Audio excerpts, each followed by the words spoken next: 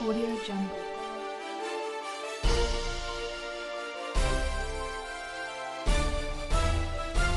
Audio Jungle.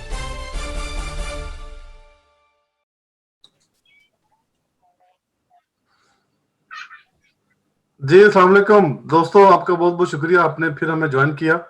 नाजरीन, आपका बहुत बहुत स्वागत है हमारे चैनल विद और रिस्पेक्ट में। आज हम बात कर रहे हैं मज़हब के ऊपर, और ये सिर्फ हम जनरल बात कर रहे हैं, इसमें किसी मज़हब को डिस्कस करना मकसद नहीं है। सिर्फ ये चीज़ हम फाइंड आउट करने की कोशिश कर रहे हैं कि लोग मज़हब क्यों क्यों इख्तियार करते हैं, और क्या उनके मसाइल जो हैं वाकई हल हो जाते हैं जिनकी वजह से वो मज़हब जो है वो इख्तियार करते हैं। तो हमारी बात जारी थी। जी अली भाई, आप कुछ ऐड कर रहे थे, या जफर साहब आप थे शायद? जी, मैं एक सवाल करना था अली साहब से। अली साहब, जो हमारी पिछली डिस्कशन चल रही थी जिसमें एक डॉक्टर साहब ने आपसे कहा कि डिप्रेशन से बचने के लिए मैं वो लोगों को अकीदा अख्तियार करने का मशवरा देते हैं, तो मैं यहाँ पे सवाल ये उठाना चाहता हूँ कि एक माशरे में बसने वाले आम फर्द की जहनी और फिक्री फ्रस्ट्रेशन की जो दो बड़ी वजूहत मुझे समझ में आती हैं, उनमें एक हसरतों और महरूमियों और माशरे की दौड़ में पीछे रह जाने के नतीजे में पैदा होने वाली फ्रस्ट्रेशन, और दूसरी किसी भी इल्म या जुस्तजू और उसके नतीजे, उस अपने सवाल का जवाब ना मिलने के नतीजे में पैदा होने वाली फ्रस्ट्रेशन।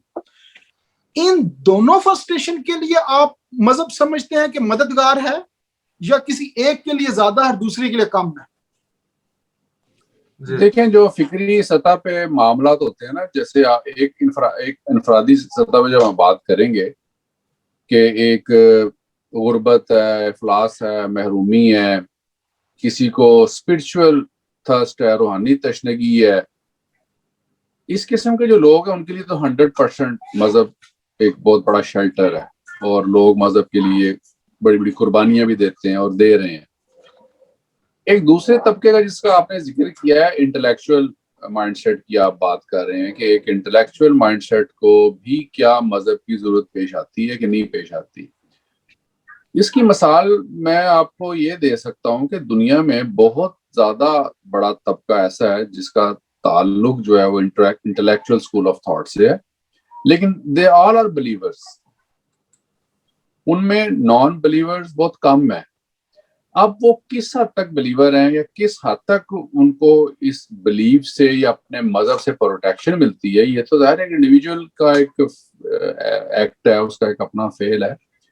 लेकिन उसके नतीजे में उसकी अपनी जो थर्स्ट है अपने काम के हवाले से, उसके नतीजे में पैदा होने वाली जो उसकी तशनगी है, या उसकी जो एक डिप्रेशन है, या जो उसका एक उसकी जो बेचैनी है, उसको किस हद तक मजहबी फिक्र से तकवीयत मिलती है। मैं ये समझता हूँ अगर ना मिलती होती तो डेफिनेटली नॉन बिलीवर हो। और बहुत सारे लोग ऐसे हैं जो कि इस सतह के ऊपर जाके नॉन बिलीवर होते हैं, लेकिन वो कभी डिक्लेयर भी नहीं इस बात को करते कि हम नॉन बिलीवर हैं। अब मुसलमानों में आप देख लें कि मुसलमानों के जितने बड़े नाम हैं साइंसदानों के और मुफक्कीरीन के, जिनका ताल्लुक स्पेशली हिस्पानिया से रहा है, इनमें से बहुत सारी अक्सरियत ऐसी थी कि बड़े रैशनल लोग थे, लेकिन इन्होंने अपने आप को मजहब से डिसएसोसिएट नहीं किया। इब्न रुशद जैसे लोगों ने भी अपने आप को डिसएसोसिएट नहीं किया मजहब से। गैलीलियो जैसे जो लोग थे जिन्होंने चर्च के साथ पंगा भी ले लिया, सजा भी हो गए, लेकिन इन्होंने मजहब छोड़ा नहीं। इन्होंने इसको चैलेंज जरूर किया इन्होंने मामलात को, लेकिन इन्होंने अपने अकीदे मुकम्मल तौर पर प्रैक्टिस तर्क नहीं की। तो यहाँ पे मेरा ख्याल है कि बिलीफ के साथ साथ आपका सोशियो रिलीजियस कॉन्ट्रैक्ट भी जो है ना, वो भी आड़े आ जाता है, और बहुत सारे लोग इसको भी चैलेंज नहीं करना चाहते, उसको छेड़ना नहीं चाहते। अब देखें, हिंदू जो लोग हैं, हिंदुइज्म में आप देखें कि इंडिया में आपको हजारों पीएचडी स्कॉलर्स मिल जाएंगे, साइंटिस्ट मिल जाएंगे, और जब आप उनको उनकी बिलीफ की सतह पे जाके देखेंगे तो बहैसियत मुसलमान हो सकता है आपको बड़ी प्रॉब्लम हो गई, यार ये क्या बुतों से या पत्थरों से मांग रहे हैं। इसी तरह वो जब हमें देखते होंगे कि हमारे बहुत सारे इंटेलेक्चुअल और दानिश्वर और बहुत सारे रैशनल साइंटिस्ट जो हैं वो खाना काबा में एक पत्थर को बोसा दे रहे हैं, तो वो भी ये हो सकता है सोचते होंगे यार ये क्या कर रहे हैं। तो बिलीव जो है ना, इसकी रीजनिंग नहीं होती। ये इसकी रीजनिंग अगर आपके अंदर नहीं है اور آپ ڈھونڈنا چاہتے ہیں تو آپ نے کوئی نہ کوئی ہیلا بہانا اور کوئی نہ کوئی ریزن اس کے لیے اپنے پیدا ضرور کر لینی ہے, اور ہو سکتا ہے آپ اس ریزن پہ دوسرے کو سیٹسفائی نہ کر سکیں, لیکن آپ اپنے آپ کو ضرور سیٹسفائی کرنے کی کوشش کرتے ہیں اس سے. Okay, got your point, thank you. جی چلو, بہت اچھا آپ نے اس کو بیان کیا, تھینک یو ویری مچ. اچھا, آج کے دور میں ویسے جیسے پرانے دور میں تو سمجھ آتی نا, لوگ مذہب جو اختیار کرتے ہیں, سائنسی علم بھی کم تھا, ان کے مسائل کچھ اور طرح کے تھے, انڈسٹری تھی نہیں تو, لیکن آج کے دور میں کیا وجہ ہے کہ لوگ جو ہے مذہب اڈاپٹ کر رہے ہیں؟ جی ظفر صاحب. سر, آج کے دور میں مذہب اڈاپٹ کرنے کی سب سے بڑی وجہ سماجی اور خاندانی جبر میں سمجھتا ہوں کہ جبر یعنی جبر is a negative point of view. Negative point مطلب مذہب نے ہمارے خاندانی رشتوں اور ہمارے سماجی رشتوں کے اوپر جو اجارہ داری قائم کی ہوئی ہے, اس کے خوف سے لوگ مذہب کے اوپر قائم ہیں. کہ اکثر مطلب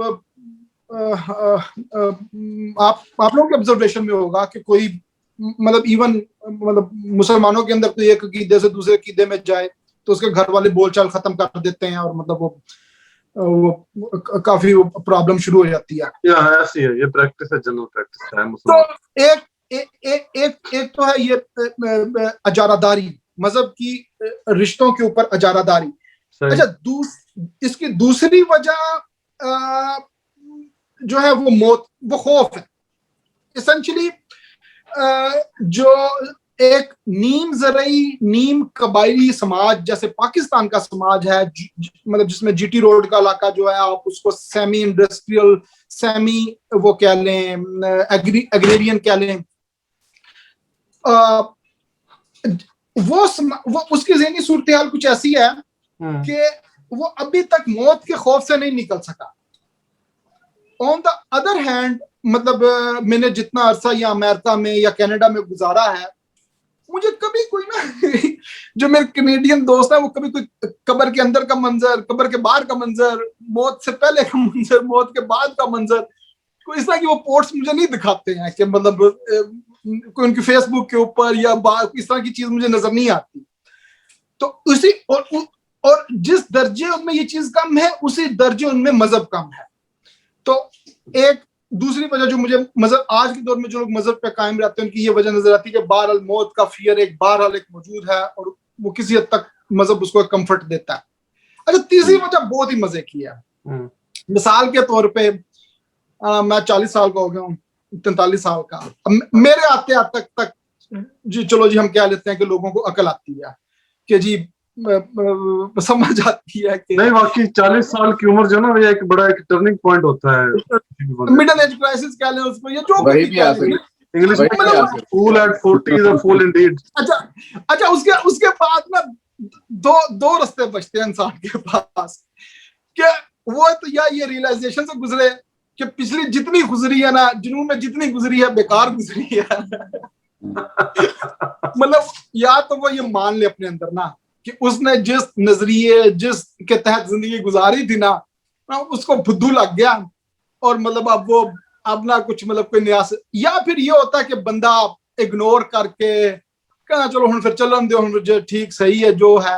مطلب اپنی ذات کے رائے گاہ جانے کا احساس اگر لوگوں میں نہ ہو اتنا تو وہ شاید ہی ایڈمٹ کر لیں کہ ہاں یہ مذہب جو ہے نا یہ کوئی اب ایسی چیز نہیں رہ گیا کہ جس سے ہم اتنا زیادہ اس کا پرچار کریں, اس کو اپنائیں. اس کا یہ بڑی امپورٹنٹ بات ہے, یہ بہت امپورٹنٹ بات ہے. انسان جو ہے نا ہمیشہ وہ اپنا لگیج جو ہے اس کو کبھی چھوڑنا نہیں چاہتا.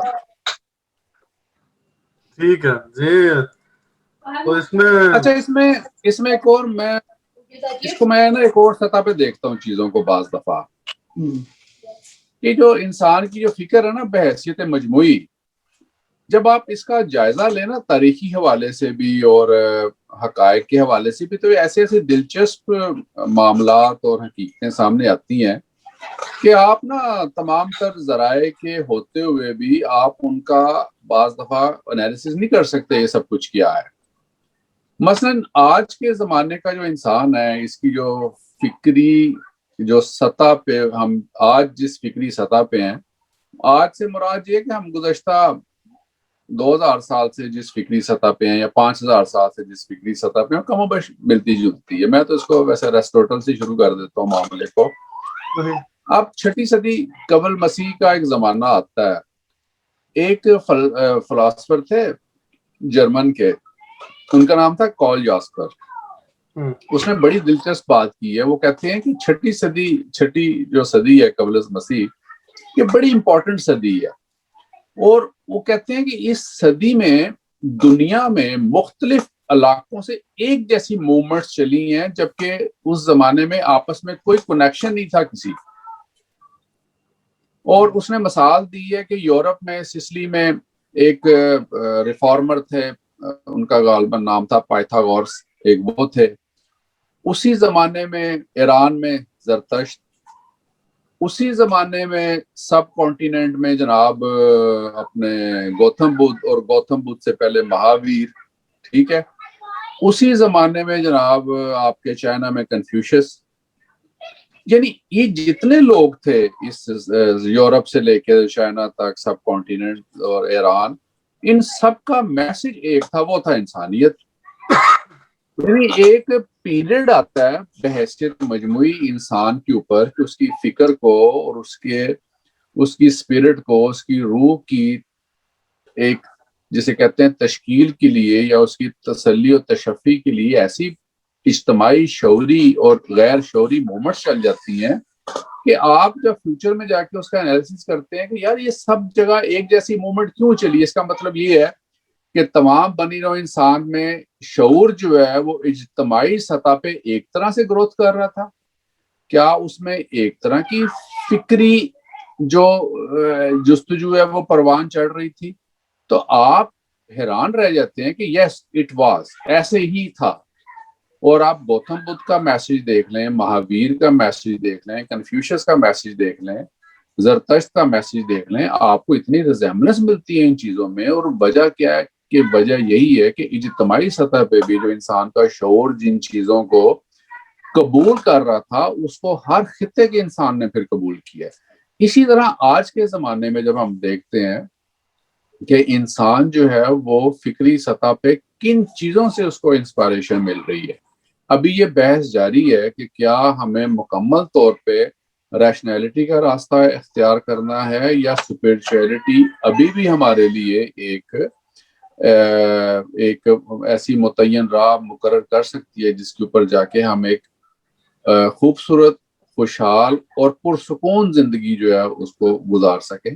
اصل مقصد تو دیکھیں انسان کا سیٹسفیکشن ہے، اس کا اطمینان ہے، اس کا اطمینان قلب ہے، اس کو سکون ہے. اب میں نے ایک جگہ ایک اسٹڈی میں دیکھا کہ امریکہ میں اور باقی ورلڈ میں جو بدھزم ہے یہ بہت تیزی سے پھیلنے والا مذہب بن گیا. یہ ڈاکٹر صاحب اس کی کریں گے وضاحت کی ایسی وجہ کیا ہے یہ اس کو گوشوارے کے حوالے سے. اور اس کی وجہ سب سے بڑی یہ ہے کہ بدھزم کی جو پریکٹسز ہیں، اس کی جو ریچولز تو کہنا نہیں چاہیے، لیکن جو اس کی پریکٹسز ہیں وہ ایسی ہیں جو آپ کو فکری اور نفسیاتی سطح پہ بڑا سکون پرووائڈ کرتی ہیں. آج کا انسان بے چین ہے، اس کی بے چینی کا ادراک پیسہ، دولت، رنگینی نہیں ہے. اگر یہ سب کچھ انسان کے سکون کی زینت بننے کے لیے تیار ہوتا یا اس کو یہ سب کچھ سکون دینے کے لیے تیار ہوتا تو انسان آج بھی کبھی مذہبی پریکٹسز اور ان شیڈوز کے پیچھے نہ جاتا. جبکہ حقیقت یہ ہے کہ انسان آج بھی ان چیزوں کا متمنی ہے، ان چیزوں کے پیچھے ضرور جاتا ہے. آپ کی جو یہ بات ہے نا آپ نے جو بتائی کہ یہ مختلف خطوں میں کیسے جو ہے وہ سیم خیالات جو پنپ رہے تھے، تو یہ معاشروں کی اجتماعی گروتھ کیا ایک جیسی ہے؟ اچھا یہ سوال نا بڑا دلچسپ میرے ذہن میں بھی یہ سیم آیا. یہ کچھ عرصہ کی بات ہے، تو میں نے ایک میرے بزرگ ہیں وہ ذرا مذہبی ہیں، تو انہوں نے اپنے مذہب کے حوالے سے بات یہ دی. میں نے ان کو مثال دی نا کہ دیکھیں جی فلاں بندے نے دعویٰ کیا، تو اس وقت وہ ڈوئی نے بھی کر دیا دعویٰ، میں مطلب نام نہیں ڈائریکٹلی لینا چاہ رہا، تو اس وقت فلاں جگہ پہ بھی ہو گیا اس نے. تو مطلب یہ کیا چیز تھی؟ انہوں نے مجھے یہ بتایا کہ یہ جو جب بارش آتی ہے نا آسمان سے تو وہ پھر خالی جو سرسبز شاخیں ان کو ہی نہیں کرتی سیراب، وہ خشک کو بھی سیراب کرتی ہے، سب کو پانی اس کا ملتا ہے، تو اپنے ظرف کے حساب سے ہر کوئی اس میں سے حصہ لیتا ہے۔ تو یہ جو نبیوں کے آنے کی جو حکمت ہے اس میں یہ ہے کہ جب نبیوں کے اوپر آسمان سے نزول ہوتا ہے اس رحمت کا، اس چیزوں کا، تو وہ جو سارے ارد گرد جو اپنے ظرف کے مطابق اس میں سے حصہ ضرور پاتے ہیں۔ خیر یہ میں نے ایسے ضمن بات کر دی، ضروری نہیں ہے کہ اس کے ساتھ آپ بھی ایگری ہوں یا ناظرین ہمارے ایگری ہوں۔ مقصد یہاں پہ کہنے کا یہ ہے کہ مذہب جو ہے یہ بہرحال دیکھیں ایک سٹڈی تھی، مجھے میرے پاس حوالہ بھی ہے اس سائنس کا، وہ کہتے ہیں کہ انسان کے اندر جو خیالات پیدا ہوتے ہیں دن میں تقریباً 6 لاکھ کے قریب انسان کے ذہن میں خیالات پیدا ہوتے ہیں، اور اس میں سے جو 80% ہیں وہ نیگیٹو ہیں، یہ سٹڈیز شو کرتی ہے۔ اب مذہب جو ہے نا بہت زیادہ اس چیز کے اوپر زور دیتا ہے، ہر چیز کا، جیسے میڈیٹیشن ہے، عبادات ہیں، اور سوچنا سلجھانا ہے۔ آپ کو پتا ہوگا کہ مذہب کی پریکٹس میں یہ بھی چیز شامل ہے کہ تربیت ہے، سچ بولو، یہ کرو، نیکی کرو، یعنی نیکی کی طرف ان کا ہر مذہب کا یہ ایک رجحان زور دیا جاتا ہے کہ یہ کرو۔ یہ الگ بات ہے کہ ہر بندوں اس کو جو ہے وہ اپنے حساب سے لیتا ہے۔ وہ جو میں تو ویسے ڈر گیا یہ پڑھ کے کہ انسان کے ذہن میں 6 لاکھ خیالات ڈیلی پیدا ہوتے ہیں اور 80% نیگیٹو ہیں۔ ڈزنٹ میٹر 90% بھی نیگیٹو ہوں، 99% نیگیٹو ہوں، جب تک وہ کوئی ایسا عمل نہیں کر لیتا۔ ہمارے جتنے قوانین سماج، یہی فرق ہے ایسے معاشرت کے اندر جنہوں نے مذہب کو الگ کر دیا ہے سماجی قوانین سے۔ آپ سماجی قوانین کا اطلاق سوچ کے اوپر نہیں کرتے، اعمال پہ کرتے۔ آپ وہ ایسی ایک ڈرامے کی جگت یاد آ گئی، وہ نا کہتا سانو پولیس والے نے پھڑ لیا، کہندا کیوں؟ کہندا پولیس والے کہندا سانو شک ہے تسی سانو دل وچ گالاں کڈ رہے ہو۔ یہ جو وہ ایک لطیفہ میں بھی لگے سنا دوں، پولیس والوں نے پکڑ لیا کہ یہ جو باہر بندہ تھا یہ نعرے لگا رہا تھا ہمارا وزیر اعظم چور ہے۔ تو پولیس والوں نے کہا کہ اس نے کہا آپ نے مجھے کیوں پکڑ لیا؟ میں نے تو کہا تھا یوگنڈا کا وزیر اعظم چور ہے۔ تو پولیس والا کہتا ہے تم ہمیں پاگل سمجھتے ہو، ہمیں نہیں پتا کون سا وزیر اعظم۔ بالکل ایسے ہی ہے۔ دیکھیں خیال سے ڈرنا نہیں چاہیے۔ خیال کے اندر ایک اور چیز ہوتی ہے اسے وسوسہ کہتے ہیں۔ خیال کی بھی کئی اقسام ہے نا۔ اچھا وسوسہ ہی ایسی چیز ہے جو انسان کو خوف میں مبتلا کرتا ہے۔ اور وسوسہ ایسی چیز ہے جس کے بارے میں کہا جاتا ہے کہ خیال کی سب سے ضعیف سطح کا نام وسوسہ ہے۔ ٹھیک ہے، ٹھیک ہو گیا۔ خیال کی سب سے ضعیف سطح کا نام وسوسہ ہے۔ خیال جب آپ کرتے ہیں تو اس کے اندر بہت ساری چیزیں ریشنل ہوتی ہیں، بہت ساری پریکٹیکل ہوتی ہیں، یہ بہت سارے ڈریم ہوتے ہیں۔ وہ بری چیز نہیں ہے کہ آپ ڈریم دیکھ رہے ہیں یا آپ خیال کر رہے ہیں، لیکن اس میں جو وسوسے کا ایلیمنٹ ہے نا جس میں خوف آ جاتا ہے وہ آپ کو ہمیشہ پریشان کرتا ہے اور اسی سے خوف پیدا ہوتا ہے۔ اس وسوسے کے نتیجے میں انسان پھر اتنے اعمال سر انجام بعض دے دیتا ہے کہ جس سے اسے بعض فائدہ بھی ہوتا ہے اور بعض نقصان بھی۔ نہیں میں سمجھتا ہوں نقصان ہے تجال بھائی۔ دیکھیں وسوسہ، دیکھیں نیگیٹو جب سوچ ہی نیگیٹو ہے مطلب آپ اس کے تحت ظاہری بات ہے کچھ کام بھی نیگیٹو ہی کریں گے۔ یہ کیسے ہو سکتا ہے کہ آپ جب تک آپ کام کر نہیں نہ لیتے، جب تک آپ کوئی حرکت کر نہیں دیتے تب تک آپ کو سزا نہیں ہو سکتی۔ ٹھیک ہے، اچھا اب مطلب نا دیکھیں پہلے قانون بحث کسی اور طرف نکل گئی، مذہب سے قانون کی طرف نکل گئی۔ میں صرف قانون کے بارے میں اتنا کہنا چاہتا ہوں کہ یہ کبھی بھی نہیں ہوتا کہ قانون جو ہے وہ 100% لاگو ہو جائے۔ میں آپ کو مثال دیتا ہوں، ہائی وے پہ آپ جا رہے ہو، 100 لیمٹ ہے، آپ 140 پہ گاڑیاں چل رہی ہوں، ایک پولیس والا ایک گاڑی کا چلان کرتا ہے، 200 گاڑی 140 سے 100 پہ آ جاتی ہے۔ یہ ہے قانون کی منطق۔ کہ آپ نے جب لا بریک کو سزا مل جائے گی نا تو جتنے بھی باقیوں کے ذہن میں نیگیٹو خیالات آ رہے ہیں نا وہ نیگیٹو کرتوت نہیں کریں گے، بس وہ کرتوت پازیٹیو ہی کریں گے. یہ مطلب منطق ہے. لیکن وہ مذہب کی طرف واپس باقی بحث وہ ٹھیک ہے نکل گئی. ہم بیک ٹو دی پوائنٹ.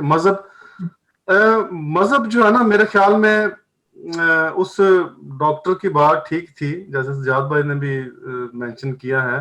میں نے بھی وہ پڑھا ہے کتاب سے کہ ہر اس بندے کو جو سٹیبل نہیں ہے اندر سے کسی وجہ سے اس کو ہیلپ کے طور پر جیسے تھراپسٹ کے پاس جانے کا کہا جاتا ہے، مختلف قسم کی علاج کا کہا جاتا ہے، تو اس کو ساتھ یہ بھی مشورہ دیتے ہیں کہ کوئی مذہب جو ہے نا وہ ایڈ کرو اپنی زندگی میں.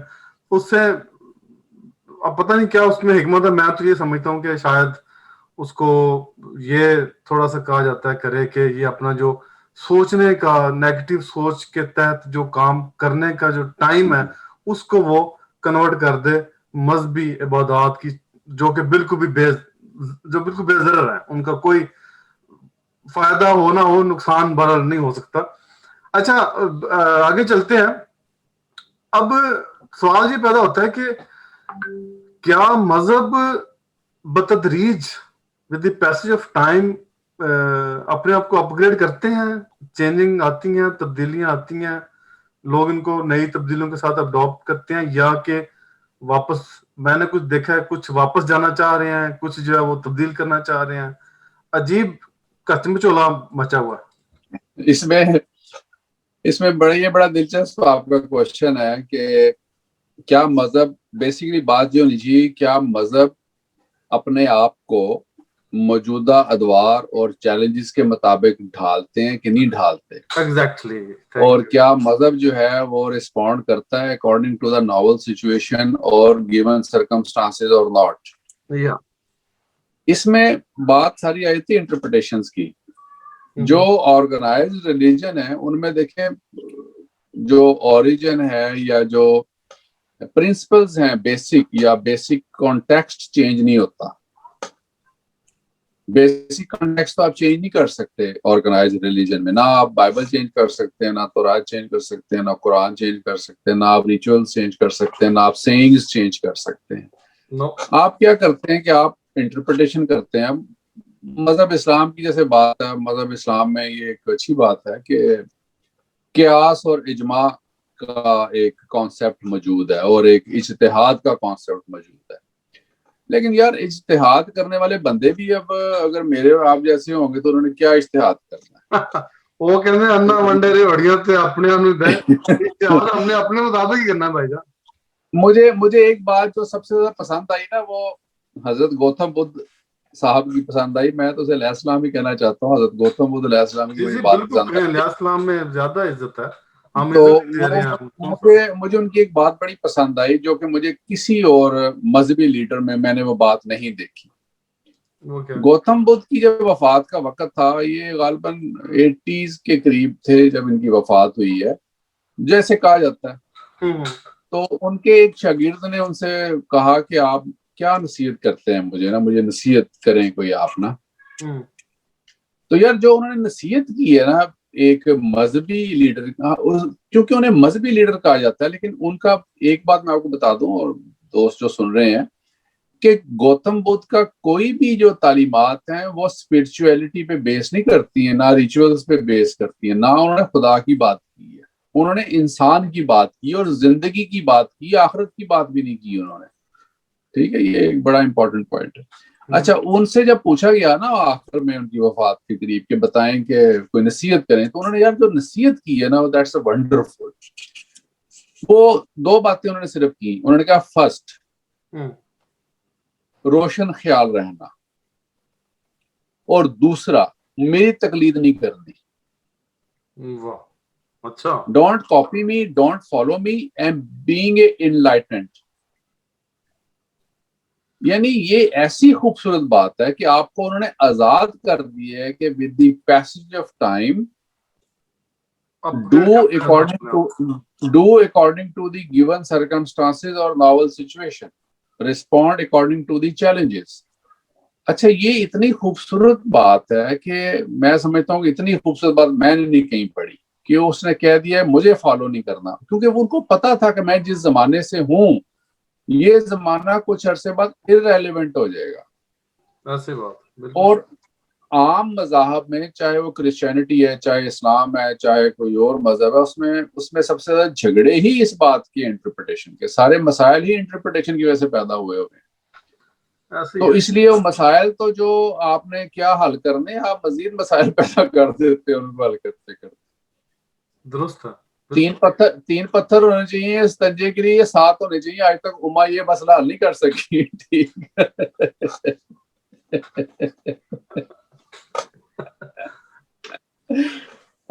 یہ بات بھی حقیقت ہے.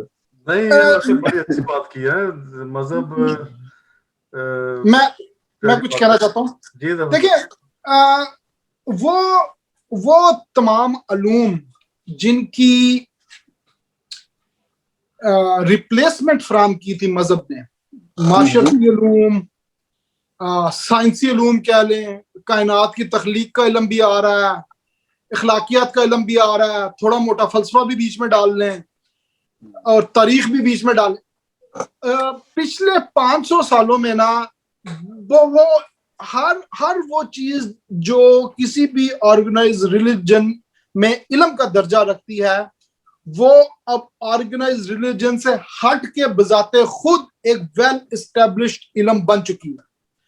فلسفہ، تاریخ، اخلاقیات، فزکس، سائنس وغیرہ وغیرہ وغیرہ. تو مطلب اس تناظر میں مذہب کی جو ایوالو ہونا آیا ہے نا وہ ناٹ اینی مور یوزفل. مطلب وہ ایک پتہ نہیں میتھمیٹکس میں ٹرم ہوتی ہے ایسمپٹوٹ ہوتا ہے. مطلب ایک کرو جو ہوتی ہے نا وہ اپنے ایسمپٹوٹ کو اپروچ کرتی ہے کہ وہ ایک میکسیمم لمٹ مطلب اس سے جاتی ہے. اچھا ایک مطلب میرے کہنے کا مطلب یہ ہے کہ میکسیمم جتنا ایک ایوالوڈ ریلیجن یا ایک انٹرپریٹڈ ریلیجن سے جو کچھ نکل سکتا تھا نا، میرا خیال ہے کہ اس سے زیادہ کچھ نکالنا نا مطلب زیادتی یا مذہب کے ساتھ بھی اور مطلب نا ایفرٹ کسی اچھی جگہ پہ صرف کرنی چاہیے. جی سجاد صاحب. میں ایک بات کنکلوڈ کرنا چاہتا ہوں یہاں پہ کہ مذہب کا جو رول ہے وہ دیکھیں اس مذہب نے بہت امپورٹنٹ رول ادا کیے ہیں سوسائٹیز میں. ہم گزشتہ 2000 ایئرس کی جب ہسٹری دیکھتے ہیں، بلکہ آپ 5000 سال کو اگر آپ کاؤنٹ کرنا شروع کر دیں تو آپ کو انسان کی زندگی میں سب سے زیادہ امپورٹنٹ رول مذہب کا ہی نظر آتا ہے. آپ کی تمام تر فتوحات، آپ کے عقائد، ریاستوں کا قیام، یہی کچھ تاریخ تھی نا. آج سے پہلے جو تاریخ تھی وہ بادشاہوں کی تاریخ تھی، عام انسان کی تو کوئی تاریخ نہیں تھی. نہ کسان کی تاریخ تھی، نہ مزدور کی تاریخ تھی، نہ رائٹر کی تاریخ تھی. صرف بادشاہ کی تاریخ تھی. اور مورخ جو لکھتا تھا وہ بادشاہ کے لیے لکھتا تھا، وہ کبھی عام آدمی کے حق کے لیے کبھی کسی مورخ نے کچھ نہیں لکھا سوائے وہ ضیاء الدین برنی کے. وہ خود بیچارہ غریب آدمی تھا تو وہ مغلوں سے بیزار تھا تو اس نے کوئی تھوڑی بہت بات کی ہے، باقی لوگوں نے کسی نے کوئی بات نہیں کی. تاریخ میں سب سے زیادہ جو موڑ آئے ہیں یا جو کردار ادا کیا ہے وہ مذہب نے کردار ادا کیا ہے. ہم دیکھتے ہیں کہ جب رومن امپائر آتی ہے اور ان کا جو بادشاہ ایک کانسٹنٹینوپل وہ جب عیسائی ہوتا ہے تو پوری رومن امپائر عیسائی ہو جاتی ہے اس کے چکر میں. ٹھیک ہے. جب ہم دیکھتے ہیں کہ مسلمان جس خطے میں جاتے ہیں لشکر کشی کرتے ہیں، جو علاقہ فتح کرتے ہیں، چاہے وہ اسپین ہے، چاہے وہ افریقہ کا علاقہ ہے، چاہے وہ سندھ کا علاقہ ہے، چاہے وہ ایران ہے، وہاں پہ جناب ساری دنیا مسلمان ہو جاتی ہے. یہ ایک امپیکٹ ہے. آپ دیکھتے ہیں کہ برصغیر میں انگریز آتے ہیں، ادھر ساؤتھ امریکہ میں ہسپانوی جاتے ہیں، ادھر پرتگیزی جاتے ہیں، اسپینش جاتے ہیں. یہ وہاں جا کے لوگوں کو عیسائی کرتے ہیں. ساؤتھ امریکہ میں جس طرح عیسائیت پھیلی، اسی طرح جب انگریز آتے ہیں برصغیر میں، انگریزوں نے ویسے ایک تھوڑا ڈیفرنٹ کام یہ کیا کہ انہوں نے آ کے لوگوں کو مجبور نہیں کیا کہ آپ اپنا مذہب تبدیل کریں. گو کہ اس سے پہلے عیسائی مشنریز جو تھے وہ سب کانٹیننٹ میں آیا کرتے تھے، حتیٰ کہ اکبر کے دربار میں بھی جو کرسچن مشنریز ہیں وہ آئے ہیں اور انہوں نے مکالمہ کیا، مناظرہ کیا. لیکن جب برٹش آئے ہیں ایز اے رولر، انہوں نے ان کو مجبور نہیں کیا لوگوں کو کہ آپ اپنا مذہب بدلیں. لیکن انہوں نے جب 1813 میں غالباً 1813 میں انہوں نے اپنے کرسچن مشنریز کو اجازت دے دی کہ آپ لوگ آئیں اور اپنا یہاں پہ کام کریں. اس کا بہت नेगेटिव इम्पैक्ट पड़ा बर सगीर में। और जो 1857 का गदर या जंग आज़ादी हुई, उसके पीछे एक बहुत बड़ा रोल ये भी था कि लोग समझते थे कि ये ब्रिटिश हमसे हमारा मजहब तब्दील करवा रहे हैं। और तब तक चूंकि कंपनी की हुकूमत थी और कंपनी की इस पॉलिसी की वजह से लोग उससे सेटिस्फाई नहीं थे, इसलिए 1862 के एक्ट के तहत फिर कंपनी से गवर्नमेंट जो थी, हुकूमत जो थी, वो ताजे बरतानिया के अंडर चली गई, जिन्होंने फिर इनके मजहब को प्रोटेक्ट भी किया। तो आपको तारीख में और बहुत सारे मामलात में मजहब एक बुनियादी आपको पेंडुलम भी नजर आएगा, बुनियादी महवर भी नजर आएगा इंसान की तमाम तर सियासी और समाजी एक्टिविटीज के हवाले से। आज की दुनिया में भी मजहब को देखें, बड़ी इंपॉर्टेंस हासिल है। आप यूरोप की बात करते हैं, यूरोपीय यूनियन अपने आप को क्या कहते हैं, वो यार क्रिश्चियन क्लब, वो टर्की को क्यों नहीं शामिल करते इसके अंदर? टर्की जब कहता है हमें शामिल करो, वो साफ कहते हैं वो यार क्रिश्चियन क्लब। मजहब की रेलेवेंस आज भी मौजूद है, मजहब का सियासी इस्तेमाल आज भी उसी तरह हो रहा है जैसे माजी में हुआ करता था। अब बात फिर आ जाती है कि एक मजहब है, फिर उसका एक सियासी इस्तेमाल है, फिर उसका एक इकोनॉमिक उसका एक प्रोस्पेक्ट्स है, फिर बात आ जाती है इनफरादी सतह पे। हमें इस मौजू को हमेशा देखना है और जब भी देखना है उसको देखना है इनफरादी सतह के ऊपर, क्योंकि मजहब की ज्यादा रेलेवेंस जो है ना वो है इनफरादी सतह पे। और मैं जाती तौर पे ये समझता हूँ कि इनफरादी सतह के ऊपर चाहे कोई यहूदी है, चाहे कोई हिंदू है, सिख है, ईसाई है, मुसलमान है, उसको यार मजहब से बड़ी ठंड पड़ती है और उसको अपने अकायद से बड़ी दिलचस्पी है और लोग इस पे कारबंद भी है और उस पे कारबंद रहना भी चाहते हैं। जी जफर भाई आप बात करें, फिर टाइम मेरा शॉर्ट हो रहा है। जी बस मैं सब ये कहना चाहता हूँ कि मतलब जो जदीद माशरत में समाजी कवानीन जिनको हम कॉन्स्टिट्यूशन कहते हैं, उनको तरमीम करके बदलते हुए जमाने के मुवाफिक बनाया जा सकता है। रिलीजन या मजहब को as a social contract use करने में जो कबाहत है वो ये कि आप इसके जो स्क्रिप्चर्स हैं उनको आप बदल नहीं सकते। That's a big, अच्छा अब फिर वहां पे ना लोग इंटरप्रिटेशन शुरू करते हैं। अच्छा इंटरप्रिटेशन का ना बहुत ही बुरा हाल हो जाता है, मतलब एक इंटरप्रिटेशन इधर को निकल जाती है, दूसरी इधर को निकल जाती है और मतलब एक फसाद बर्पा हो जाता है। तो ये तो है इज्तिमाइयत के हवाले से मजहब मतलब अपनी अफादियत मेरे ख्याल में मुकम्मल तौर पे खो चुका है। वो रियासतें, वो माशरत जिन्होंने ना सिर्फ रियासत से बल्कि माशरत से मजहब के इज्तिमाई पहलू को निकाला है, वो बहुत तेजी से उनके एवरेज मेंटेलिटी, उनकी एवरेज प्रोडक्शन, एवरेज जहन बहुत मतलब वो आगे है। इनफरादी सतह पे मैं ये कहना चाहता हूं कि आज के जमाने में अगर मजहब में कोई जाए पनाह है तो मास वाय मेरे नजदीक वो एक फरेब के और कुछ नहीं है। शुक्रिया जी, बहुत शुक्रिया आपके पॉइंट ऑफ व्यू का, थैंक यू वेरी मच। बात इस पे एक पॉइंट में एक छोटा सा मैं इस पे पॉइंट ऐड कर सकता हूँ, वो ये है तो डॉक्टर साहब की बात इस हद तक दुरुस्त है कि ये इसमें फरेब भी होता है, इसमें कोई शक नहीं। देखिए मैं इसकी छोटी मिसाल देना चाहता हूँ। आपको याद होगा कि हमारे सब कॉन्टिनेंट में लोग जब बीमार होते थे, उनको बुखार होता था, वो क्या करते थे? पीर से तवीज लेके आते थे या दाम दरूद करवाते थे। अब क्या करते हैं लोग? अब पैरास्टामोल लेके आते हैं। ये जो रेलेवेंस है ना, जब तक आप लोगों के मसाइल आप हल करना शुरू कर दें। अब यूरोप में जब बंदा बीमार होता है तो यहाँ पीर के पास नहीं जाते, वो एम्बुलेंस कॉल करते हैं, हॉस्पिटल जाते हैं।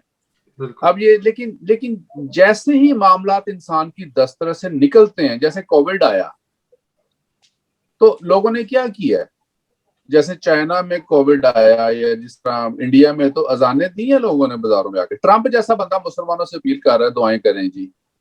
तो ये जैसे इंसान अपने बनाए हुए प्रिंसिपल और अपनी बनाई हुई एक जो उसकी यूटोपियन रियासत होती है, उसकी जब वो सर्कल से बाहर निकलता है, जब चैलेंजेस उससे आते हैं, तो फिर दोबारा भागता मजहब की प्रोटेक्शन में। मजहब जरूरत है इंसान की, बिल्कुल सही। वो गलत है या ठीक है ये गलत बहस है, लेकिन जरूरत है और ये जरूरत रहेगी। जी जी नाज़रीन, आपने दोनों के पॉइंट ऑफ व्यू सुने।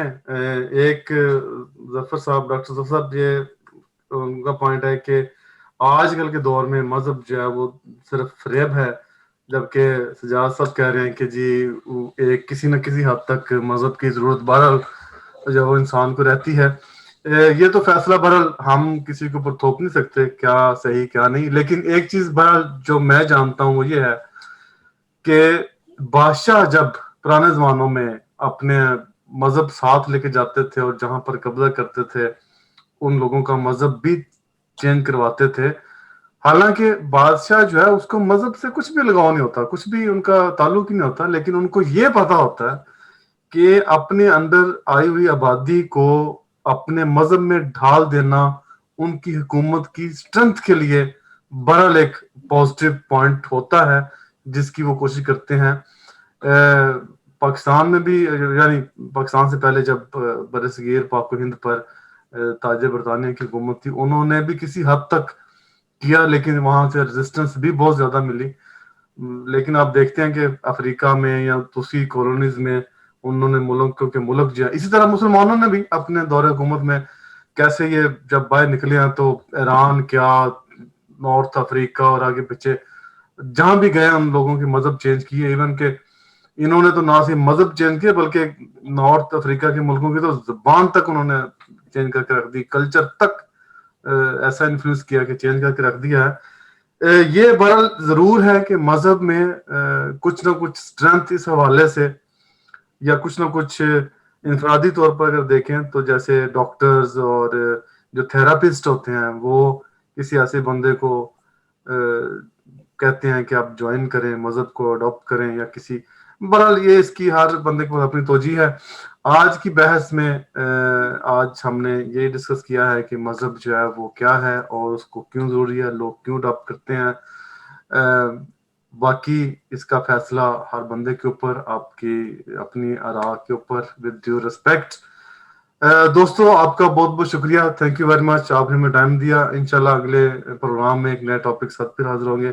ناظرین آپ کی سپورٹ کا بہت شکریہ، بہت سارے کمنٹس آ رہے ہیں کہ لوگ جو ہے وہ سننا چاہ رہے ہیں مختلف ٹاپکس، تو ہم انشاءاللہ کوشش کریں گے۔ سارے یہاں پہ پروفیشنل ہیں اور اپنا اپنا کام بھی ساتھ کرتے ہیں، یہ تو ایک کہہ لیں کہ سائیڈ ایکٹیویٹی، ہابی ٹائپ ہے جو ہم ڈسکس کرتے ہیں یہاں پر، تو انشاءاللہ حاضر ہوتے رہیں گے گاہے بگاہے۔ تو اگلی قسط تک ہمیں اجازت دیجیے، اگلے پروگرام تک انشاءاللہ ملیں گے آپ سے۔ جی آپ دوستوں کا بہت بہت شکریہ، تھینک یو ویری مچ، اللہ حافظ۔